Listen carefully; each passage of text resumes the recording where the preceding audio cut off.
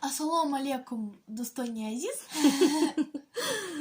Да, и сейчас я буду делать маникюр маме. Вот моя лампа. Вот. Ой, она включилась. Ну, просто если туда руку положишь, она включится. Тут мои все принадлежности маникюрные. Тут все мои лаки, гель-лаки. Топ, там база, все дела. И сейчас я буду делать маникюр маме. Сначала я ей апельсиновой палочкой там все сделаю, там... Почистишь? Да, почищу, подпилю ногти. Вот здесь у меня бафик, здесь у меня пилочки всякие, кисточки, вот. Сейчас все будем делать. دوستانی عزیز ما را مانیکیوریست کمونای خدمونای так что мы огонь جوید گنامیریم پول نمیتیم اینمی سابرینا یاد گرفته است فقط او چشت اکسپریمنت میگذرونه Да. так что این اوزی سابرینا مرا کمتر نخونم و ترتیب آوردنیه اوزی ما выбирать میکنیم یگون цвета اول چقدر میکنیم Сначала мы с тобой все подпилим, все. Я просто орешки ем. Вот. И потом уже выберем с тобой. Потом выберем с тобой это дизайн и сделаем дизайн. Ну, на это уйдет примерно 3 часа. Ну, 3 часа мы не будем показывать, да? Да. Ну, кам-кам, ай хар джош, ам хали кам-кам нишон метем, баду хир нишон метем, ки Сабрина чихар нухуной мара кадай. Хай ма уқа бисёри бад чина мекунам, ягон цвети خیلی спокойнее выбирать میکنم У меня вот прозрачный. Ага. من یگون خیلی نمیخواد цветوی چرا ناز میبینم.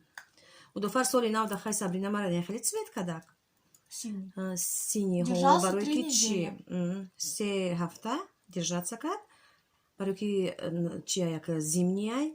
لیکن ما دخای روز دیگه پابگم قماخول نشید. ما دا نخواد цветوی نخواد нежный میفوره. این خیلی цвет میفوره. Покажи поближе. اینا. بیشتر اینه خیلی цвет میفورم. Не такой яркий, а вот этот. اینه خیلی цвет میفورم. اینه خیلی цвет میفورم. اینه خیلی цвет تانی میفورم. Вот такой фиолетовый. میفورم خیلی نازه. Фиолетовый. اینه خیلی цвет میفورم. Короче, خیلی цветой بیشتر пастельные тона میفورم را. нежные چی برای کی من نمیفورم که قبولگارنا выглядит к нам. Она козы выбирать микнем, Сабрина вам духнем соз микна, пилит микна, тоза микна. Ну вы в прошлых влогах видели мамин прошлый маникюр. Ну, бат соз микне. Нам хали. Авал ками есть так маникюр, шира порина чишка да гибдана, порина табрик подарка кавдан. Летом на день рождения. О, да день рождения шакаш подаркашка да гибдак, барой кам хали хавас дошта, кам тари корода. بعد همین نخونه ما دا کم کم این مشق کرد که نخواهی که یاد گرفته اول دا 2 روز میستود маникюрش 3 روز میستود بعد اکی نم последний کدگی 3 هفته ایستودک Да, как надо. خیلی سر میکنیم با رفتی کورا با نشان میتیم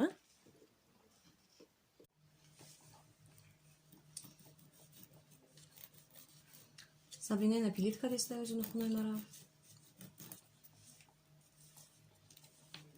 چند قدم میتر Сабрина Часа 2-3. О, твари, уже غامتي غامت بگو Нет.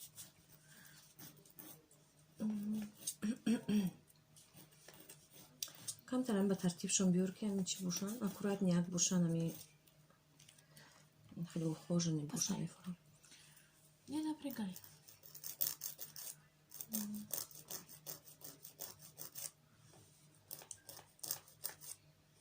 Сабрина наушогирдай Это فقط مرا میکنه گوناش سفیره سونیا Да, она уже сама себе купила. Всё. یا کلینتش خیلی کم شد سفره خودش خریده خودش سر کرده کدنا Повторюшка. میشه نمیکنه Нет. Не мешает.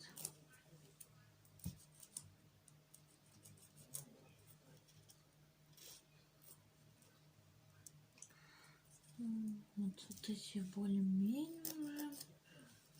И пилка неудобно не есть? Неудобно не есть, да? Что значит неудобно? Пилка ему удобнее, хали чем айдакай.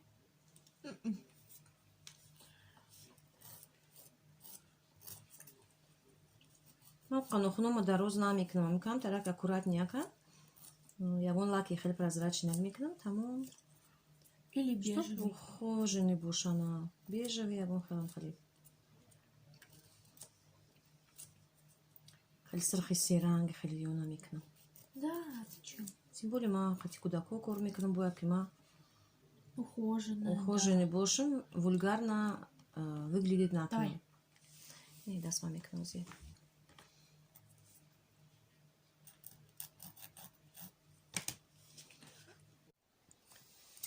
Тому що бнюня здесь, мой джеда к Сабрина и Чишакзарон. Чикади Сабрин топ. К база. База шакада, как кадим на хунома.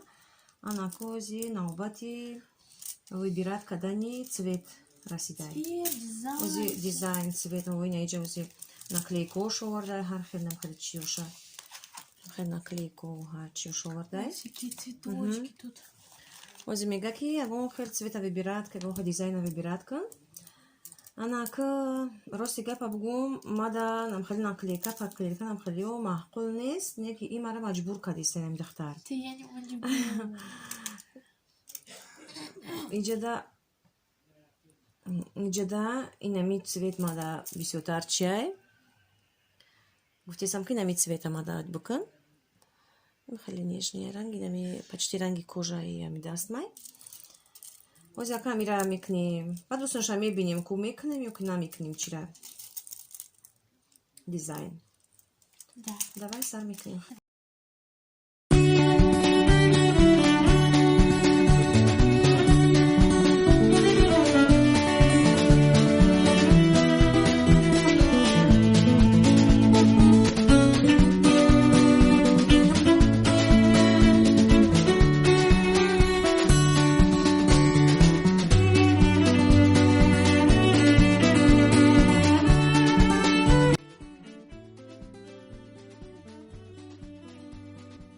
دوستانی عزیز خیلی که میبینین سابرینا نخونای مرا مانیکیور کرده تمام کرد.